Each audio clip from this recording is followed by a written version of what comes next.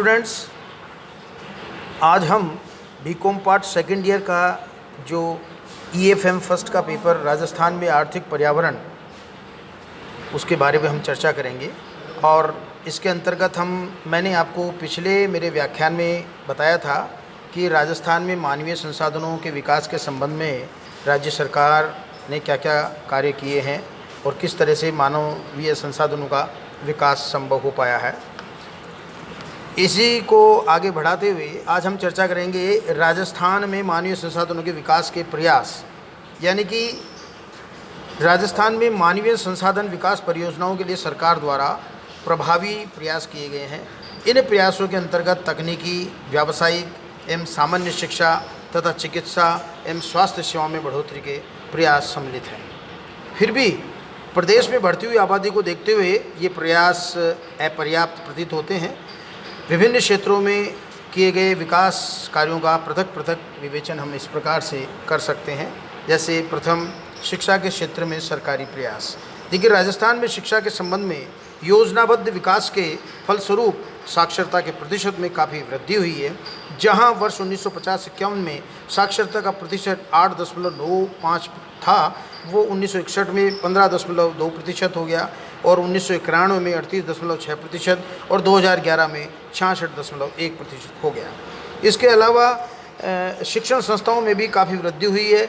जहां 1951 में प्रदेश में केवल एक विश्वविद्यालय, 27 महाविद्यालय तथा लगभग 6000 शिक्षण संस्थाएं थी, वहां 2017-18 में राजस्थान में 26 राजकीय और वह 46 निजी विश्वविद्यालय, 7 डीम्ड विश्वविद्यालय, 16 मेडिकल कॉलेज व 16 दंत चिकित्सा college, 112 engineering college, 182 polytechnic college, 1850 सामान्य महाविद्यालय, 251 ITI संस्थान तथा 35,664 प्राथमिक विद्यालय और 20,744 उच्च प्राथमिक विद्यालय एवं 13,983 प्राथमिक कक्षा सरकारी सहित माध्यमिक व उच्च माध्यमिक विद्यालय हैं।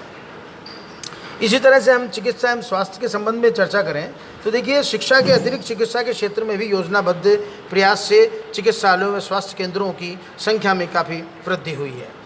जहां प्रदेश में वर्ष 1950-51 में अस्पतालों में दवाखानों की कुल संख्या मात्र 736 थी, वो 2016-17 के अंत तक आपके स्वास्थ्य केंद्र, चिकित्सालय और उपकेंद्रों की संख्या तकरीबन 17,556 और रोगी शैय्याओं की संख्या बढ़कर 47,241 तक पहुंच गई है।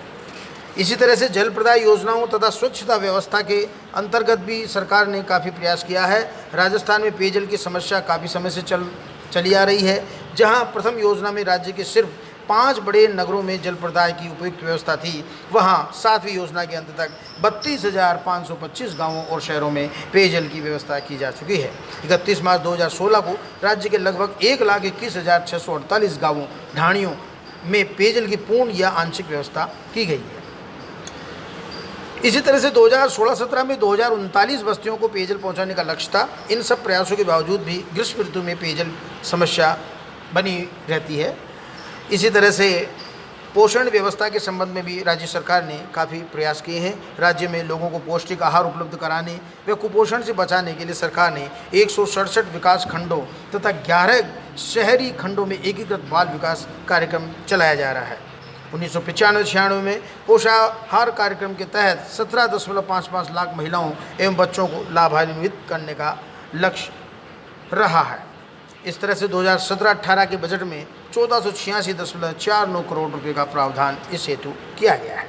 इसी प्रकार हम चर्चा करते हैं आर्थिक विकास के निरंतर प्रयास राज्य सरकार ने किए हैं और मानव संसाधन विकास के लिए सरकार ने विगत 66 वर्षों में से कार्यक्रम चला रखे हैं। इससे लोगों की आय व रोजगार बढ़ा है, जिससे उनका जीवन स्तर उन्नत हुआ है। प्रथम योजना में इन कार्यक्रमों पर कुल व्यय 1960 करोड़ रुपए तथा बढ़कर आपके 8वीं योजना में 11,999 करोड़ रुपए तथा 11वीं योजना में 71,731.98 करोड़ रुपए खर्च करने के लक्ष्य की तुलना में 93,954.34 करोड़ रुपए व्यय किया गया है। तो इस प्रकार से राजस्थान में मानवीय संसाधनों के विकास के संबंध में सरकार ने काफ़ी प्रयास किए हैं। अब हम चर्चा करते हैं और इसी के अंतर्गत मैं आपको बताऊं कि विद्यार्थियों, राजस्थान में परिवार कल्याण कार्यक्रम का भी जो शुभारंभ इन्होंने राज्य सरकारों ने किया है। आपके राष्ट्रीय स्वास्थ्य मिशन को ले लें या आशा सहयोगिनियों की नियुक्ति के संबंध में ले लें, जननी एक्सप्रेस, 108 टोल फ्री एम्बुलेंस सेवा योजना, राष्ट्रीय mobile medical unit, 104 toll free सेवा, ग्राम स्वास्थ्य और स्वच्छता समिति, आयुर्वेद, योगा, यूनानी, सिद्धा, होम्योपैथिक, आयुष को मुख्य धारा में लाना, मुख्यमंत्री बीपीएल जीवन रक्षा कोष, बीपीएल 5 लीटर देसी की योजना, वित्तीय प्रगति, यानी कई प्रयास राज्य सरकार ने राजस्थान के लिए किए हैं। अब प्रश्न ये उठता है कि राजस्थान में जनसंख्या समस्या क्यों है या जनसंख्या की समस्या के क्या कारण हैं। देखिए, राजस्थान में जनसंख्या में विस्फोटक वृद्धि के कई कारण हैं। जैसे ऊंची जन्म दर, राजस्थान में जन्म दर काफ़ी ऊंची है। जहां 1991-2001 में दशक में जन्म दर 28.4% थी, वहां 2001 से 11 के दशक में 21.3% रही। इससे पूर्व 1961-71 में यह दर 40.9% रही। इस प्रकार ऊंची जन्म दर राजस्थान में जनसंख्या के वृद्धि का कारण रही है। 2016 में जन्म दर 24.3% रही है। कम उम्र के में विवाह भी एक महत्वपूर्ण जो है समस्या रह गई है, और राजस्थान में पिछड़े व गरीब लोगों में कम उम्र में विवाह कर दिया जाता है। यहाँ बाल विवाह भी काफ़ी होते हैं। इससे भी जनसंख्या वृद्धि को प्रोत्साहन मिलता है। विवाहित महिलाओं को ऊंचा अनुपात, यानी कि हमारे समाज में विवाह की अनिवार्यता है। इसी कारण यहाँ 15 से 44 की उम्र की लगभग 85% महिलाएं शादीशुदा होती है। ऐसी परिस्थिति में ऊंची जन्म दर होना स्वाभाविक है। अशिक्षा की समस्या, 2011 में राजस्थान में साक्षरता का प्रतिशत 66.1 है, जो भारत के औसत 73% के मुकाबले काफ़ी नीचा है। इसी तरह से गरीबी एवं पिछड़ापन, प्रदेश में लगभग 25 से 30% जनसंख्या गरीबी की रेखा से नीचे है। साथ ही राज्य की लगभग 33% जनसंख्या सामाजिक दृष्टि से पिछड़ी हुई है। अतः उन्हें जनसंख्या वृद्धि के विषय में कोई चिंता ही नहीं है। इसी तरह से आर्थिक विकास की गति भी हमारे यहाँ धीमी है और मृत्यु दर में भी कमी हुई है। राजस्थान में योजना काल में चिकित्सा और स्वास्थ्य सेवाओं के तेज़ी से विकास होने के कारण जो है हमारी मृत्यु दर घटी है।